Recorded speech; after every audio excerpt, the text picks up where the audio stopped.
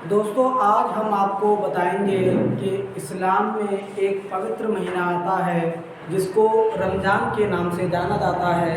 तो इसके पीछे क्या राज है, या रमज़ान को क्यों मनाया जाता है, या कहाँ से आया, तो ये सारी कहानी के बारे में हम आपको बताएंगे। और आपको मालूम तो होगा ही कि रमज़ान के महीने में लोग रोज़ा रखते हैं, तो क्या है इसका मतलब। तो सबसे पहले हम आपको बता दें कि इस्लाम धर्म में एक पवित्र महीना है रमज़ान का, जिसको ज़्यादातर मुसलमान मनाते हैं, या अधिकांश मुसलमान रोज़ों को रखते हैं। पूरे रोज़े रखते हैं, कुछ कम रखते हैं। तो एक बार इसके बारे में हम समझते हैं, इसके इतिहास को देखने की कोशिश करते हैं। तो हम बात कर रहे हैं रमज़ान की। और सबसे पहले बता दूं कि रमज़ान जो शब्द है ये उर्दू और फारसी भाषा का शब्द है रमज़ान। और वहीं कहीं कहीं आपको मिल जाएगा, लोग कहते हैं रमज़ान, रमज़ान नाम भी दिया जाता है। लोगों का एक क्वेश्चन होता है कि ये बताइए कि इनमें से कौन सा सही है, कौन सा गलत है, रमज़ान सही है या रमज़ान सही है। तो दोनों ही सही हैं और दोनों ही अल्फाज सही हैं। ये अरबी भाषा का शब्द है, ये अरबी में है, और रमज़ान उर्दू में कहते हैं। यहाँ इसको जे कहा जाता है, यहाँ इसको डे कहा जाता है। तो रमज़ान और रमज़ान, तो आप समझिए। और इसका मायना क्या है, इसका मतलब क्या है, तो इस शब्द का मतलब इतना है रमज़ान या रमज़ान का, कि अधिक से अधिक गर्मी होना या सनसनी गर्मी होना। इसका मतलब है सनसनी गर्मी होना या बहुत ज़्यादा गर्मी होना। इसका मतलब है अधिक गर्मी, सनसनी गर्मी कह लो इसे, या कड़ाके की जैसे ठंड होती है ऐसे ही कड़ाके की गर्मी होती है। और चूंकि मैं आपको बता दूं कि इस्लाम धर्म दुनिया में जब फैला तो उसकी स्टार्टिंग जो हुई अरब देशों से हुई, अरब मुल्कों से हुई। क्लियर है बात। तो अरब में गर्मी को ज़्यादा देखा जाता है। आपने ये देखा होगा कि वहाँ रेती एरिया ज़्यादा है, मतलब वहाँ पर रेगिस्तान टाइप के एरिए हैं, आप देखेंगे या आप देखना। तो इसलिए गर्मी ज़्यादा होती थी, तो इसीलिए इस महीने को रमज़ान के नाम से जाना जाता है। और ये महीना इस्लामिक कैलेंडर के हिसाब से 9वां महीना है। इस महीने को 9वां महीना कहा जाता है। कौन सा महीना है ये? 9वां महीना है। और मैं आपको बता दूं कि इस्लाम में जो रोज़ा रखते हैं, रोज़ा किस शब्द का या किस भाषा का शब्द है, तो मैं आपको बता दूं कि रोज़ा फारसी भाषा का अल्फाज है। फारसी भाषा में कहा जाता है रोज़ा। जो मुसलमान रोज़ा रखते हैं ये फारसी भाषा का शब्द है। और इसको हमने इसलिए चुना कि जब इंडिया पर भारत में जब मुसलमानों ने आक्रमण किया या भारत को फतेह किया, तो अधिकांश राजा जिस लैंग्वेज का यूज करते थे वो फारसी थी। और बाद में जब उर्दू का विकास हुआ या उर्दू पनपी, तो फिर इसको उर्दू में तब्दील कर दिया गया। तो पहले फारसी बोली जाती थी, फिर दोनों भाषाओं का कहीं कहीं देखने को योगदान मिलता है। और उर्दू भाषा हमारे अलीगढ़ शहर से निकली है, अलीगढ़ और मेरठ के पास के शहर से निकली है उर्दू लैंग्वेज, बहुत बाद में। तो पहले फारसी थी, इसीलिए यहाँ के लोगों पे, या मैं कहूँ इंडिया, पाकिस्तान और बांग्लादेश के लोगों पर उर्दू भाषा का जो अभी चल रहा है प्रचलन, तो ये इंडिया से निकली है, लेकिन यहाँ के लोगों पर फारसी भाषा का प्रभाव ज़्यादा देखा जाता है। तो आप समझे सब मेरी बात को कि जो रोज़ा है वो किस भाषा का शब्द है? फारसी का है, और ना उर्दू का है और ना अरबी का है। तो फिर इसको अरबी में क्या कहते हैं? तो अरबी में इसको सोम नाम से जानते हैं। सोम, ये अरबी भाषा का शब्द है।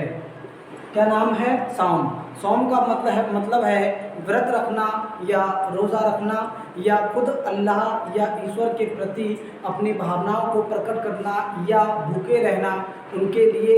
जैसे इसका एक टाइम टेबल होता है, यदि कोई रोज़ा रखता है तो उसका टाइम टेबल है कि सुबह सूर्य उगने से पहले ही सहरी कर लेंगे या कुछ खाना खा लेंगे, और बाद में जब एक नमाज होती है जिसको मगरिब नमाज कहा जाता है, उस नमाज से चंद मिनट पहले रोज़ा खुलने का टाइम होता है, जिसको हम अफ्तार कहते हैं, जो कि लगभग 6:30 बजे के बाद देखा जाता है। क्लियर है बात। तो सुबह 4 बजे से लेके शाम 6 या 6:30 बजे तक रोज़ा रखना होता है, और ना पानी पी सकते हैं और ना ही जो है आप कोई भी अन्न का दाना अपने मुंह में खा सकते हैं। तो इस महीने को माहे सोम भी कहा जाता है, माहे सोम नाम से भी जाना जाता है और ये नवा महीना है। इसके बाद जो महीना आएगा उसको शव्वाल का महीना कहा जाता है, जिसमें ईद उल फित्र मनाई जाती है। ईद उल फित्र की बात कर रहे हैं हम, ईद उल फितर, और जिसको हम ईद भी कहते हैं। जैसे ही ये महीना पूरा होगा 28, 29 और 30 दिन का अमूमन ये महीना रहता है।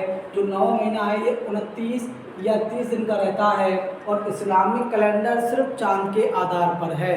चंद्रमा से चलता है इस्लामिक कैलेंडर, चंद्रमा के, और ये सारी बातों को चंद्रमा से मानते हैं। चाँद दिखेगा तभी रोज़ा रखा जाएगा, चाँद दिखेगा तभी ईद होगी, नहीं दिखेगा तो एक दिन में बढ़ जाएगा। तो अमूमन ये महीना 29 या 30 का देखा जाता है। अब बात यह आ जाती है कि हम रमज़ान का महीना क्यों मनाते हैं, इसके पीछे राज क्या है।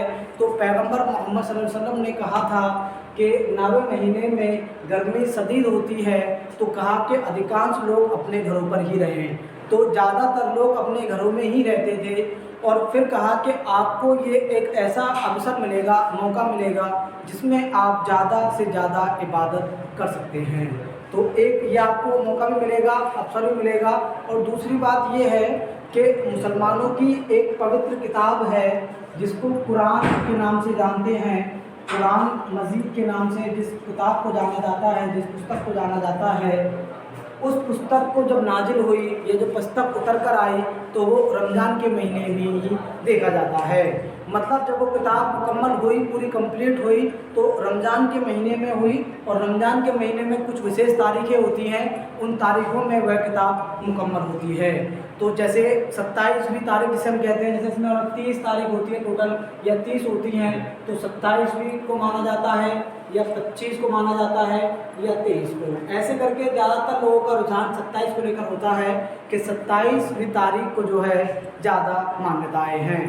जब ये चीज़ें देखी गई तो मैं आपको बता दूं कि यहाँ से फिर ये कहा जाता है कि इस महीने में आप ज़्यादा से ज़्यादा इबादत करें और ज़्यादा से ज़्यादा आप जो है कुरान मजीद की तिलावत करें, और कुरान मजीद की तिलावत आप करेंगे तो आप फिर रोज़े भी रखें। ये सारी चीज़ें यहीं से आई। और मैं आपको बता दूं कि इस्लाम धर्म जो फैल रहा था दुनिया में, तो अरब देशों से फैला है। और एक बात और बता दूं, जो इंडिया, पाकिस्तान, बांग्लादेश या इधर वाले एरिए हैं जिसको हम एशियाई देश कहते हैं, और वहीं हम दूसरे देशों की बात करें, जैसे अरब जो देश हैं, वहाँ पर एक दिन पहले ईद मनाई जाती है और एक दिन पहले वहाँ रोज़े रखना स्टार्ट किया जाता है। तो आप समझ लेंगे कि रोज़ा किस भाषा का शब्द है, फारसी का है, और वहीं रोज़े को क्या कहा जाता है, सौम कहा जाता है, और हिंदी भाषा में इसी को व्रत नाम से जाना जाता है। तो अलग अलग जगहों पे अलग अलग चीज़ें हैं। तो यहाँ तक मैंने आपको बता दिया। वहीं कुरान को लेकर कुछ बातें और हैं कि कुरान मजीद इस दिन नाजिल तो हुई, कहा यह जाता है कि कुरान मजीद इस दिन उतारी गई थी या इस दिन मुकम्मल की गई थी, लेकिन कुरान मजीद को लिखने के लिए टाइम पीरियड की बात की जाए तो अलग अलग किताबों में 22 साल 4 महीने कुछ दिन लगे थे, और कुछ किताबें कहती हैं तकरीबन 23 साल कुरान मजीद को मतलब पूरा होने में लगे थे, मुकम्मल होने में लगे थे। और इस किताब को पैगंबर मोहम्मद के जो है इस दुनिया से पर्दा करने के बाद में इस किताब को लिखा गया, और लिखने के बाद में इस किताब को फिर छापा गया और दुनिया के तमाम देशों में इसको पहुंचाया गया। तो इसीलिए रमज़ान के महीने में कुछ चीज़ें और ख़ास होती हैं। जैसे मैं आपको बता दूं, ज़कात देना, ज़कात खूब दी जाती है, ज़कात देना, खैरात देना, और मैं आपको बता दूं बुरे कामों से दूर रहना, नमाज़ें पढ़ना, इबादत करना, ये सारी चीज़ें इस महीने में देखी जाती हैं। तो इस महीने के इतिहास को लेकर हमने बात की, तो ये इसलिए महीना ज़्यादा पवित्र माना जाता है कि इस महीने में अरब देशों में गर्मी अधिक होती है। और यहाँ तक कि हम अपने देश की बात करें, भारत की बात करें, तो यहाँ भी गर्मी देखने को मिलती है। बांग्लादेश की बात करें, पाकिस्तान की बात करें, इन देशों में भी गर्मी इस टाइम पर खूब देखने को मिलती है। तो 9वें महीने में इस्लाम का जो 9वां महीना है, इसमें गर्मी खूब देखी जाती है। और इसीलिए ये हुक्म था कि सभी लोग अपने घरों में रहें, और घरों में रहेंगे तो अल्लाह की इबादत ज़्यादा सही तरीके से कर पाएंगे। तो वहीं से इबादत चालू हुई। और इस महीने में एक और जो इम्पोर्टेंट बात है, कुरान मजीद का नाजिल होना है या मुकम्मल होना है। तो इसलिए इस महीने को ज़्यादा महत्वाकांक्षाएँ दी जाती हैं, ज़्यादा से ज़्यादा इबादत की जाती है, कुरान मजीद का पाठ सुना जाता है या पढ़ा जाता है। इस महीने में तरावी भी पढ़ी जाती है। तरावी का मतलब ये है कि जिन लोगों को कुरान मजीद पढ़ना नहीं आता वो कुरान मजीद को सुन सकते हैं।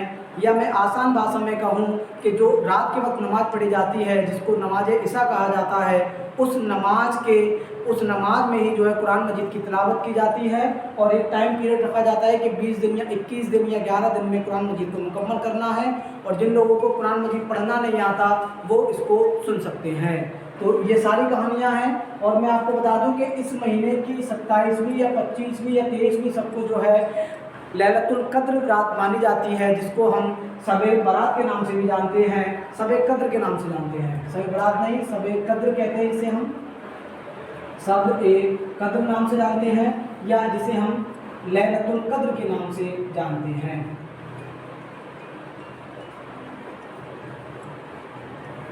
तो इस रात को ढूंढा जाता है और इसमें ज़्यादा से ज़्यादा इबादत की जाती है। तो आपको, मुझे उम्मीद है कि आपको ये समझ में आ गया होगा कि इस्लाम में रमज़ान का महीना इम्पोर्टेंस क्यों रखता है और किस लिए इस महीने में जो है रोज़े रखे जाते हैं। रोज़ा किस भाषा का शब्द है, अरबी भाषा में रोज़े को क्या कहा जाता है, ये सारी बातें हमने आपको इस वीडियो में बता दी हैं। और अगर हमारी वीडियो आपको अच्छी लगी हो तो हमारे चैनल को सब्सक्राइब कर दें।